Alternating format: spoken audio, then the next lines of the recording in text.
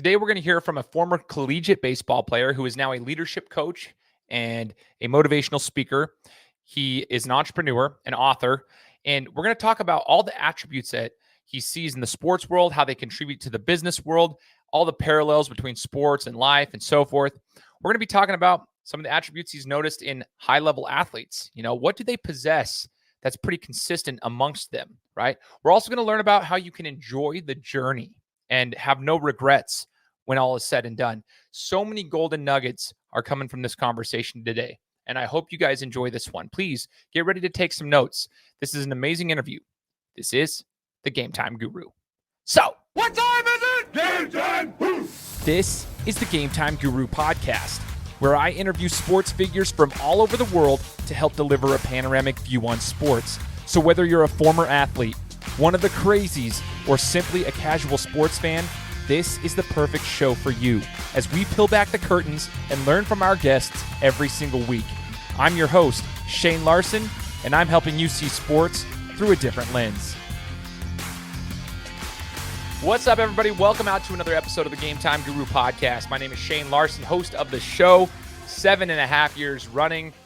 For those who have been with me from the beginning, I want to say welcome to another episode and thank you for joining me on this journey. It's thanks in large part to all of you guys. It takes a village to get this show out to where it's at. 182 countries, all 50 states. We've had downloads all over the world because of the support, the people who have shared the podcast, the people who have been on the podcast, all the support, whether that's following me on Instagram or TikTok or whatever social media channels, or actually listen to the podcast, leaving a review on the podcast platforms, whatever. It's thanks in large part to all of you for the growth of the show. So I just want to say thank you. And if you're new to the show, welcome aboard. I hope you guys enjoy this interview. And if you enjoy this one, maybe consider hitting that subscribe button and follow along for the rest of them. We have new interviews that come out every single Friday, and we're interviewing anyone in the sports world who has an impact, who can share some knowledge with us in some form or fashion. And so every Friday, new episodes. Stay tuned. So joining me today, got to give a shout out to my friend Brent, who's a coach with me at Idaho Premier Basketball. Brent Chapman and I have been coaching together for the last 2 years. He told me the other day about our guest here and said, man, I got to tell you about this guy. He's a friend of mine. I think he's a perfect fit for your show. Would you be willing to speak with him? I was like, yes, I'd be willing to speak with him. He told me who he was. I'm like, yeah, you don't even have to ask, dude. It's more so, is our guest willing to speak with me is more so the question. And he introduced us, and here we are. I'm speaking with Brandon Buck. We're going to talk about all of what Brandon does and what he has done here in just a little bit, so you guys will get to know him. But Brandon, thanks for joining the show, man. Man, thanks for having me on. Super excited. As we were just talking earlier, it's Boise. We're like 1 degree separation from everyone. And so, Brent Chapman's an awesome man, and family goes way back with dance and daughters. And so super cool to make this connection, man. And I appreciate you having me on. Absolutely. So what you're currently doing with leadership coaching and motivational speaking and so forth, and just helping in that realm from the coaching aspect, you're running it through a company called Infinite Strengths. Can you tell us a little bit about the birth of Infinite Strengths and where that came from? Yeah, so it started just a little over 5 years ago. And I'd grown up involved in athletics, involved in sports, and I love leadership development, right? I loved helping people to become better people. When I was a teacher and a coach, I really just focused on making kids like better moral humans. Like that was the focus. And I knew on a baseball field, if I had 9 boys focused on just being a better person, the year was awesome. I didn't have parent issues. I didn't have problems. I just had a lot of fun. Then if we were any good at coaching the skill, then we would be pretty decent, right? We were going to make good runs. And we were really good. I had phenomenal staff around me and great kids. But this piece of just really helping people to become better people, man, it's like that purpose, right? It's what I just love. I get fired up to do it all the time. I taught like that. My wife and I, we moved from we moved from Phoenix, Arizona up to Boise, Idaho about 8 years ago. And we transitioned into just doing leadership development. And I'd always wondered if I could run my own business. Always thought I could. And we are people that just love to take risk. And I'm still teaching, still coaching, just teaching what I want to. And so we sat back and we're trying to think about like development, people. And I believe that we have an infinite like number of opportunities, an infinite number of strengths, an infinite number of people that can be around us to help us to be developed. And so we started that with the whole purpose just to help people to become better people. And when that happens, man, better people make better dads. They make better wives. They make better husbands. They make better mothers. Like better people just make better people. So. Oh, man, I like that. Better people make better people. That's awesome. And so, you mentioned something here, Brandon, that it sticks with me when you were talking about just like coaching from the coaching aspect and just being and helping develop the young men into better, the kids into better young men to be better productive citizens in society, essentially. Just like it's not just about the game itself.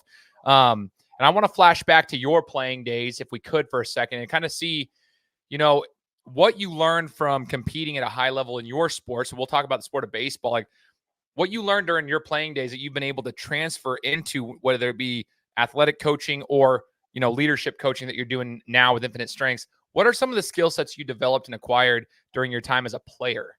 Yeah, great question. So there's a lot. Yeah. But I would say some of the biggest ones, right, is really beginning to figure out like what success starts to look like to people.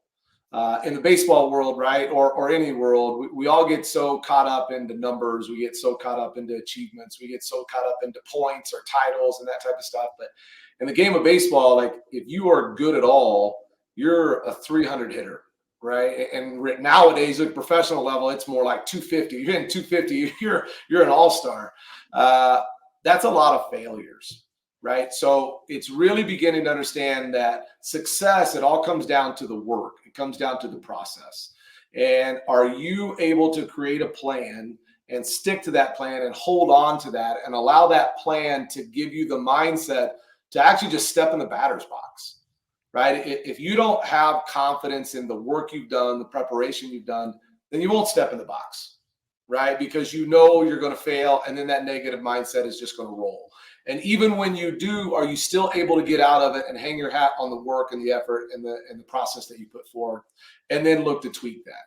So I think one of the biggest things I've learned from playing baseball is just that. Like you got to have a plan. You have to have a plan, and then you have to execute that plan all of the time. Then everything else that comes after, like that becomes a byproduct of that effort. And when you do that, man, you can really take on anything.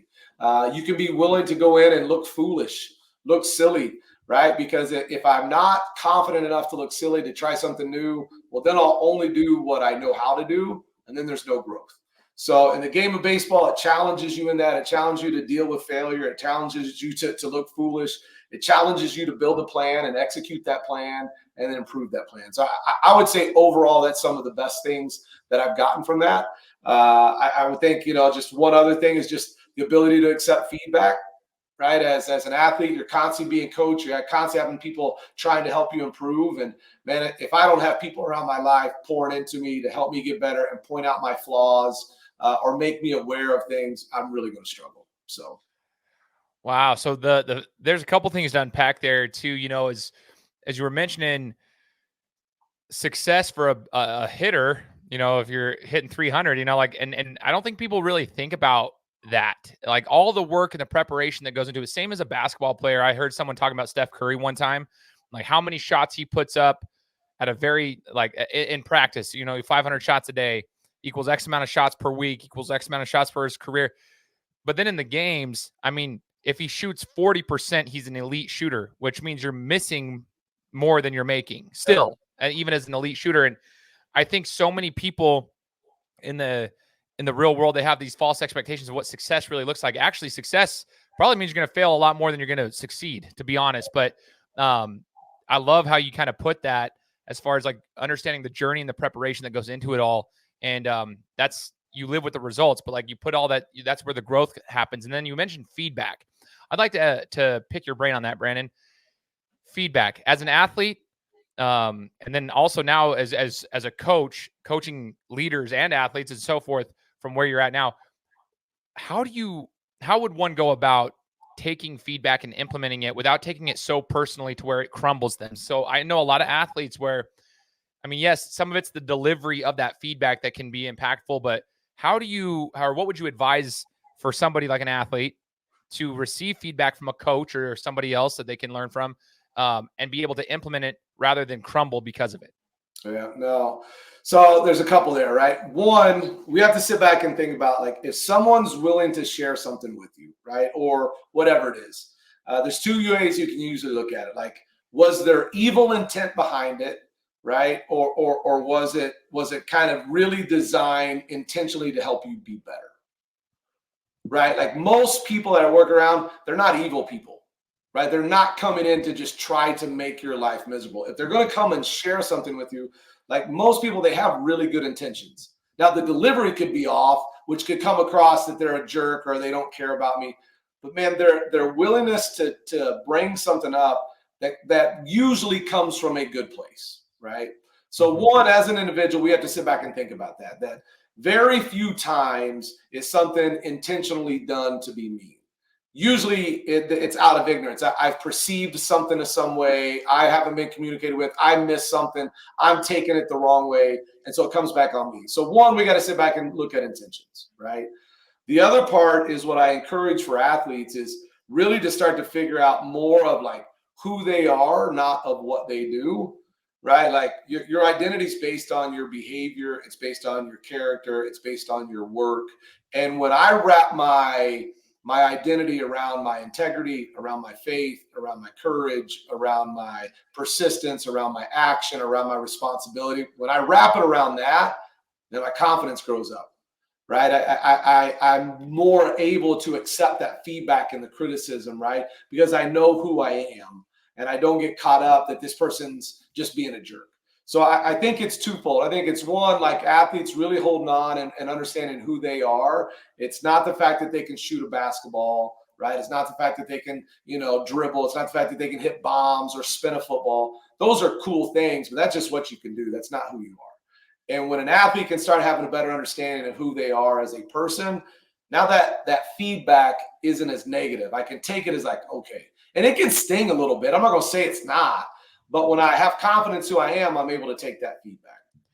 That is huge. I'm going to encourage everybody, if you don't already do this, if you're listening to this on your device or whatever, take some notes on what Brandon just said there. I always encourage people, take your notepad out, whatever it is, and take some just little golden nuggets out of that. I think that's huge. It's easier said than done, but I love that fact that if you know who you are, the feedback is a little bit different. It's not so personal because you know who you are. It's the game of what you compete in is what you do. Right? Like I love what you just said. That's what you do. You hit balls and stuff. It's not who you are. It's what you do. It's kind of like Nikola Jokic for the Denver Nuggets. I mean, he's a prime example of like, this is just what I do. It's not who I am. I play basketball for a job. I go home and I tend to my horses. I guess kind of how he has always taken that mentality, which I actually commend him for. Some people think he's annoying. I actually think it's phenomenal that he just does his job at an extremely high level and goes home and does his thing. I wanted to pick your brain on this. Is in your profession as a coach now, as a leadership coach, working with top-level athletes and other leaders in various industries, what would you say if you could pick like two attributes that you've noticed in high-level athletes that help them, I guess, wow, well, this is doing a weird thing, but it helped them grow or excel past others, so to speak. What would it be? Like, what are two attributes you've noticed that are consistent in high-level athletes? Great question. So we'll reference this to everybody. This is the it factor, right? We always hear them talk about the it factor, like this athlete, this team, this person, they have it. And coaches forever would say, you don't know what it is, but you know it when you see it. Well, I always thought that was pretty dumb. Because if it's so great, then I want to know what it is. I want athletes with it. I want to be able to teach and coach it, because when we have it, you don't have a chance. So there'll be three characteristics, Shane, instead of two. But what I see, number one, is they own it. They take complete ownership for their life. They understand that they don't have control over what the world throws at them, but they do have control over how they think and respond to what the world throws at them.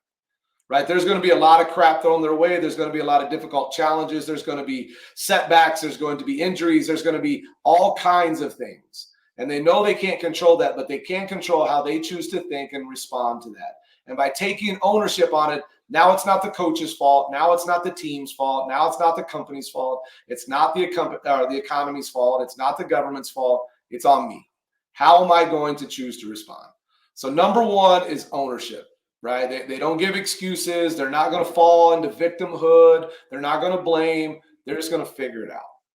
The second attribute that I see of the the highest quality people, are the people that have is they have initiative, right? Initiative to me is having a drive to give energy towards a relationship, having energy towards a sport, towards your company or whatever, right? It's doing the right thing without having to be told, right? There's all kinds of people that will do what they're told. Well, that's great.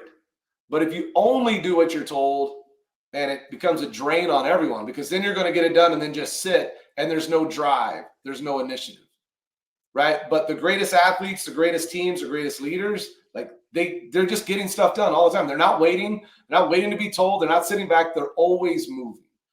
So one attribute is ownership. The second is initiative. The third is humility. The greatest athletes, the greatest teams, the greatest organizations, they're humble. And humble is not like a lack of confidence. And in fact, it's the extreme opposite. You are extremely confident in who you are as a person, but you don't know it all, right? Because you sit back and you think about working or coaching somebody, Shane, that acts like they know it all. They're horrible. I don't like coaching them, right? It's not fun. At the same time, I can't work with an athlete, or I don't want employees or people on my team that don't have confidence to make a decision. If they're always coming to me for second guesses, and if they're always coming for me for the pat on the back, they're always all of that stuff. Well, it doesn't work. I need somebody who's confident enough to make a decision, confident enough in who they are, yet they know they don't know it all. And when you have right, when you have ownership, you have initiative, and you're humble, the world's kind of your oyster at that point. So, ooh, dude, that is huge. I'm going to encourage all the athletes that are listening to that, and anybody else for that matter, not just athletes, but everybody, to take note of that as well, myself included. This is why I love this, doing this podcast, Brandon, is I get to learn just the same way everybody else is. I just happen to be the one doing the interview, but I'm learning just the same way everyone else is. So I appreciate that insight. yeah. Let's see. I got a couple questions for you. As an athlete, let's rewind the clock again to your playing days. I just want to hear from your perspective. What was one of your favorite memories as a baseball player yourself that you could relate to us? So I was very fortunate. My freshman year in college, went to Purdue University. Was fortunate enough to go there and play, and I actually got to play with my older brother. So my older brother, he was 4 years older than me, but he had gotten redshirted as a freshman. And was still there. So his senior year, my freshman year coming in, we got to be on the same team. And baseball-wise, that was by far the coolest experience ever, right? To be in that setting at a Division I school and just playing ball with your brother who you've been playing ball with forever, right, in the backyard. I was fortunate enough in high school, I got to play with my younger brother as well. So to have both of those opportunities, my younger brother's only 2 years behind me, so we were able to do that a couple times. But to be able to do it with both, it was pretty special. That's so rare. I don't think people realize how rare that is. That's super cool, man. So, Brandon, we talked about failure in sports, and that's kind of what I wanted to pick your brain as well. Is, tell us a time when, I guess, failure happened and it occurred in your playing career. And then I would like to also ask you if you'd be willing to share a time when you failed in the business side of things and how you were able to respond to both of those things. Like, so that people understand that it's not all peaches and cream and sunshine and rainbows, that you are able to face adversity and learn from those, the losses or whatever it might be, and move forward. Yeah, no. So in baseball, I'll tell you the biggest regret I have is, you get to college, you go and play, and you know what? I wish that I had more confidence in myself, right? Like my mind got in my way in college. Like I was always up for taking more hacks. I was always up for taking more ground balls or swing or doing whatever, right? I was always up for the work. But in my mind, I tried to play so as to please my coach, right? I tried to play how I thought he wanted me to play. Doubted my abilities, right? That type of stuff. And so there's a lot of regret there. My last year there, I realized like, man, I can only play how I can play, right? And in fact, I don't even know really how he wants me to play, but I know how I can play. And once I understood my game, once I understood what I could do, Shane, it was so much more fun, right? I went and I played and I did, and it didn't mean I played a lot because I did it. But man, there were no regrets that last year because I understood who I was. I understood how I played the game, and then I played the game that way. And it took a lot of stress off. But if I was trying to be someone I wasn't, if I was trying to be a home run hitter and I'm not, man, it just adds so much pressure because that's not who I am. But once I really understood that, it was great. So that's a time when I failed and didn't get a lot more playing time. I got some, but man, it was just so much more enjoyable. There was no regrets, right, because of that. So playing days, that was one. Business-wise or just teaching, coaching-wise, early on in a coaching career, I didn't feel like, I wanted to just coach my boys. Right? Didn't want to have to communicate outside of that. Didn't want to have relationships outside of that with parents or anything else. I just wanted to coach my boys and do that. And what happened is I did not have a relationship with people outside. I didn't have relationships with parents. I didn't know them as well. Didn't communicate with them as well. And it wasn't like really ill intent. I was just, I'm going to focus here and just not do that so I don't create drama. Well, all I did is I created a ton of drama, right? And I realized, like, I have to be a better communicator. I've got to make sure people know what's going on. I got to get out in front of stuff. I've got to share it. I've got to be able to own it when there's a mistake. I've got to be able to do that. And once I understood that the communication came down to me, came down to my ability to relay that information to them, it came down to my ability to create a relationship with people that were all involved, man, it was awesome. I mean, there really weren't issues after that. So, oh, dude, that's such good insight. That is such good insight because it's going to transition me over to the coaching question here. One of the things I've struggled with, Brandon, as a coach as compared to a player, at least in the sport of basketball, is, and this is even in my leadership role at work, right? So, and I can relate this to that too, is it's so much different being a coach because I actually think I take the losses harder. I take things harder. And I used to, like, I'm a Buckeyes fan. I don't know if you can tell. So I'm a Buckeyes fan. So Urban Meyer used to talk about how, his health was in like jeopardy because of coaching. He was so stressed out all the time, so anxious. He never slept. He was worrying about this, that, and the third.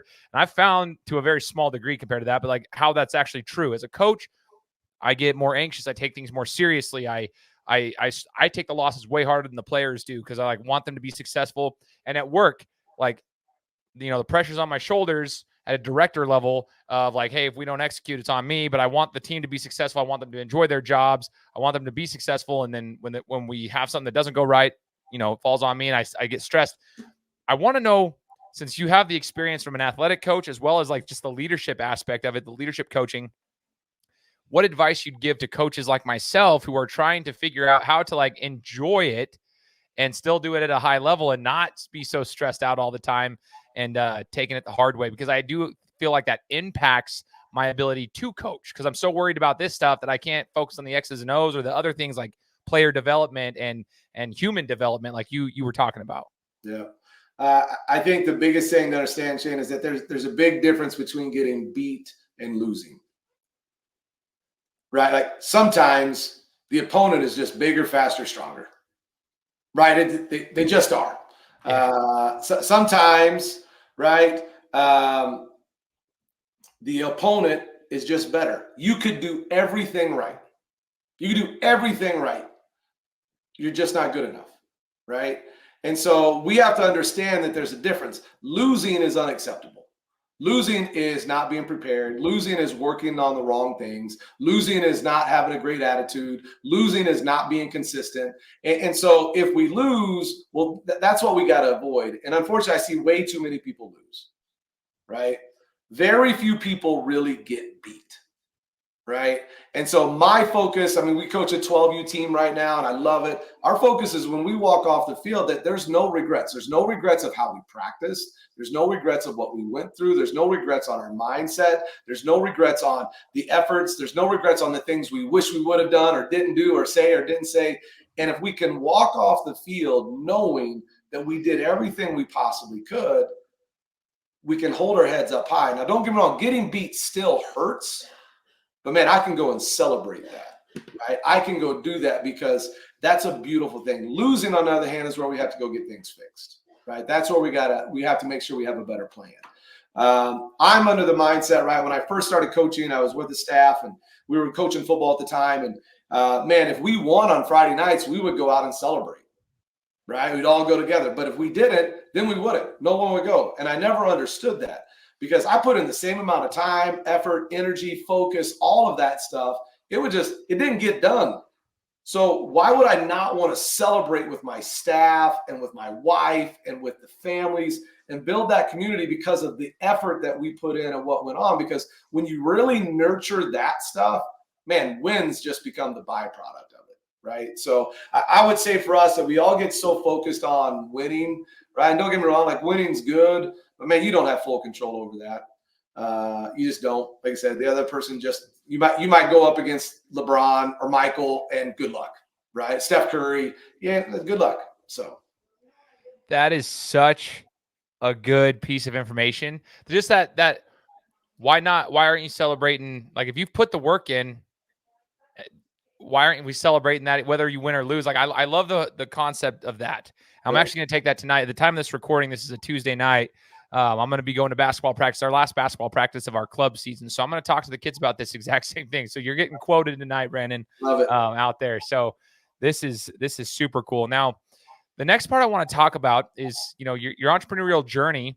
You're now going to be an author, and I want to talk about the book that's coming out right now and the effort that you've put into it. So this is our opportunity to learn about this book and what it's all about, and the time it took to put it together, because I too want to write a book. It's one of my biggest initiatives of 2024 for my entrepreneurial journey. But I'm like, it's a little daunting. I'm not going to lie. It's a lot of work. So I just I have a lot of respect for people like yourself who can put this stuff together. So let's hear about the book, man. Awesome. Well, the book is actually titled Distracted by Success, because in my life, very similar to right now, right? Like every single person I've ever met wants to be successful. But though it's crazy how few people have actually sat down to define what it means to them.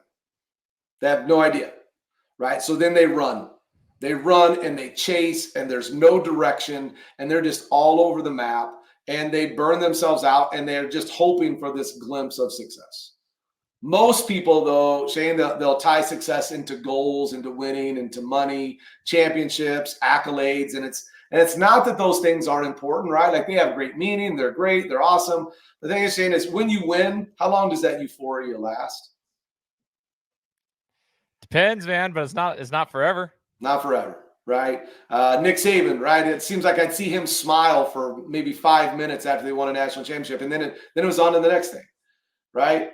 And we have this mindset that if we can only win enough, if I can only get enough money, if I can only get the highest level, right, or title, then it will all be great. But we run that road and we realize there's never enough, right? There's never enough. And if we're chasing those things, sometimes we can chase it and do things unethical, immoral that cause us to regret it, right? Yeah, you win. But if you won it and you cheated, well, did you really win? Right? If you won, but yet you don't have a family, well, did you really win? Right? If you have all this money, but you have no memories, no relationships, well, did you really win? Right? So this book is around that aspect of really defining what success is.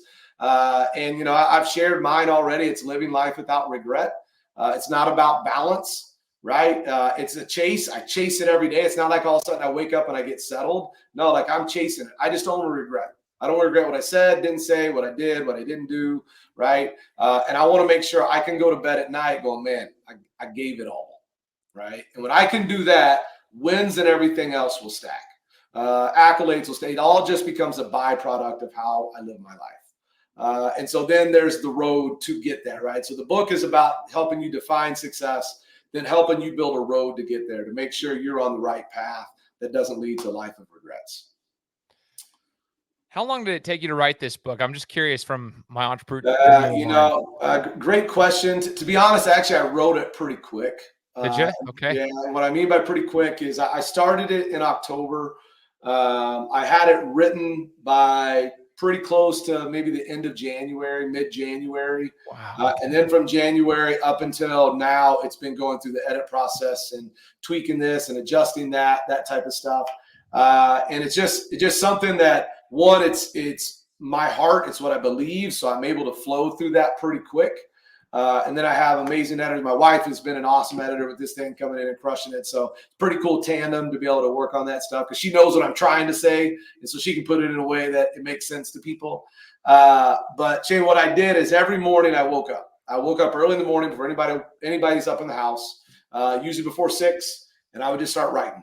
I would write from, a little before 6 until I heard feet coming down the stairs.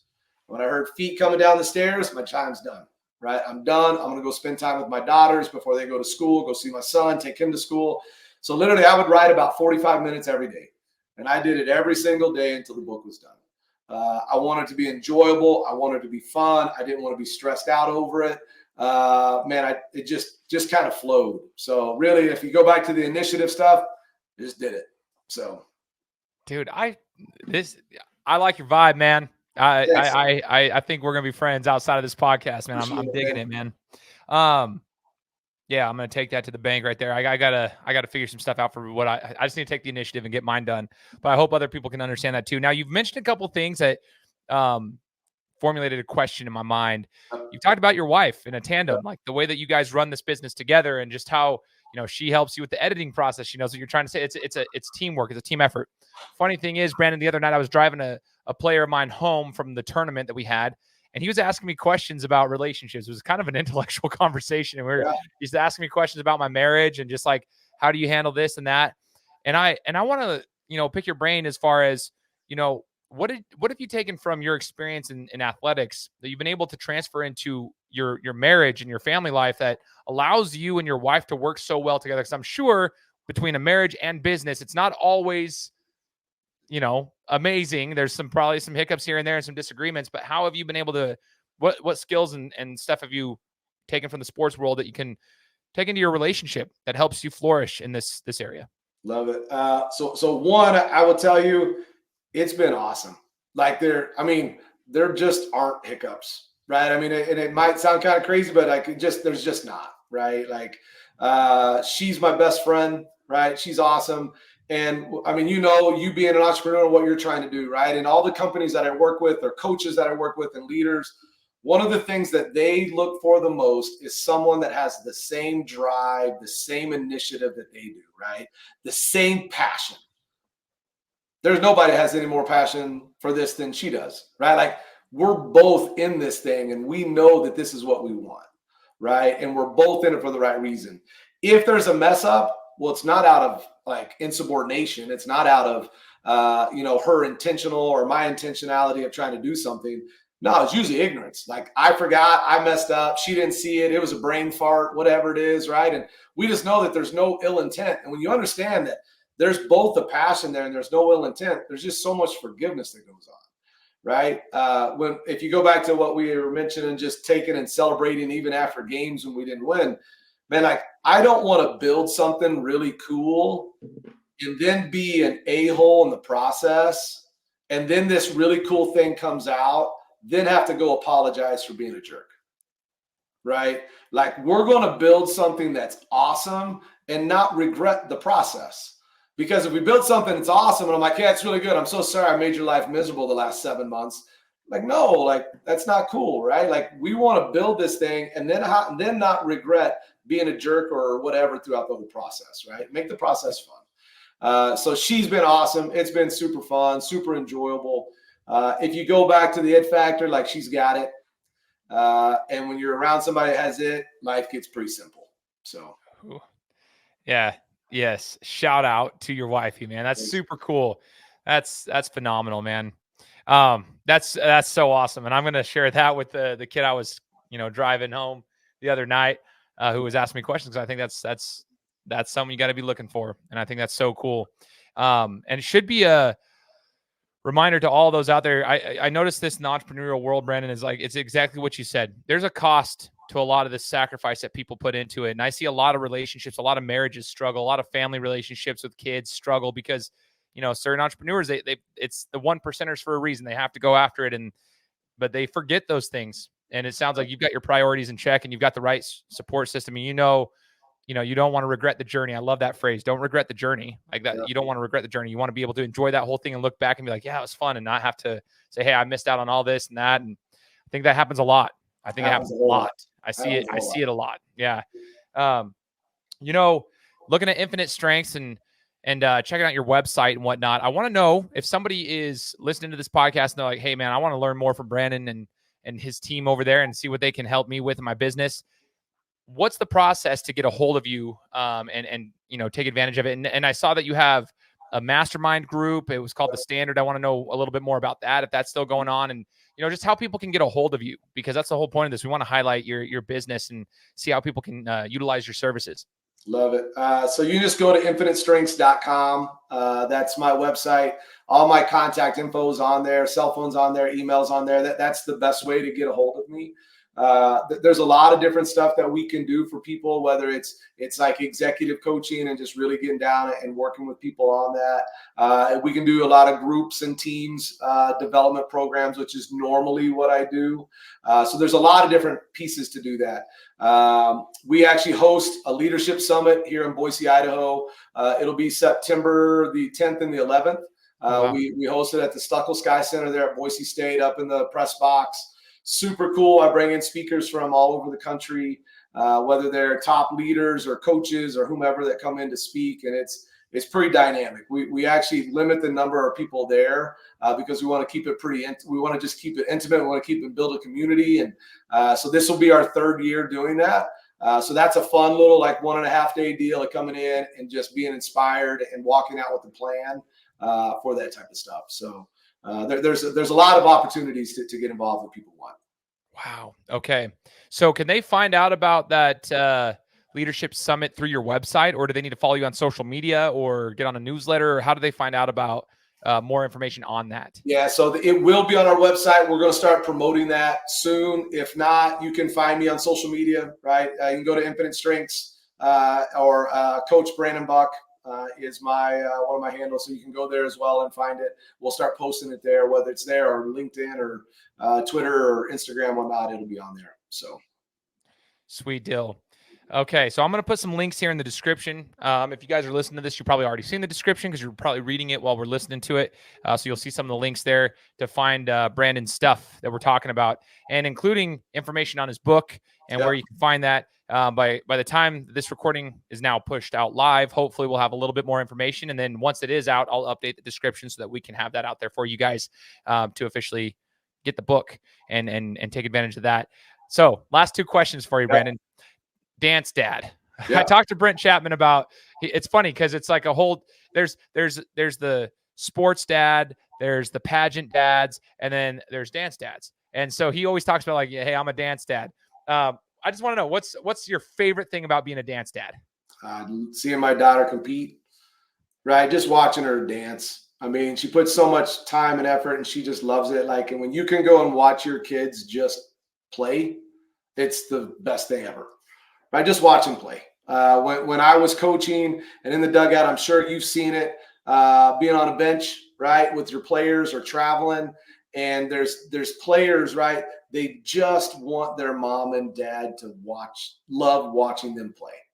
That's it. And there's so much stress that gets put on these boys and girls because dad or mom is putting pressure on them and wanting them to perform and wanting to do this, and it just adds it, right? And they just want mom and dad to love them. That's it. And my favorite thing is just watching her dance, right? I don't get to travel all of them because we got one that's a gymnast and my son pretty much plays everything. But, man, I don't miss them. I watch them online. Luckily, they're streamed live a lot of times. I can watch it. But just watching her do her thing, it's the most beautiful thing there is. Amazing, man. Amazing. And final question for you, Brandon. What's the biggest life lesson that sports, all encompassing everything you've done, what's the biggest life lesson that sports have taught you? Whew. That's the biggest life lesson. Well, I mean, if I sit down and look at it, right, it's the no regrets aspect of it, right? I mean, that's what it is. You only got one shot, right? And so you don't want to regret it or miss it. I don't want to allow my fears to prevent me from going after something. I don't want to allow my mind to prevent me from going there, right?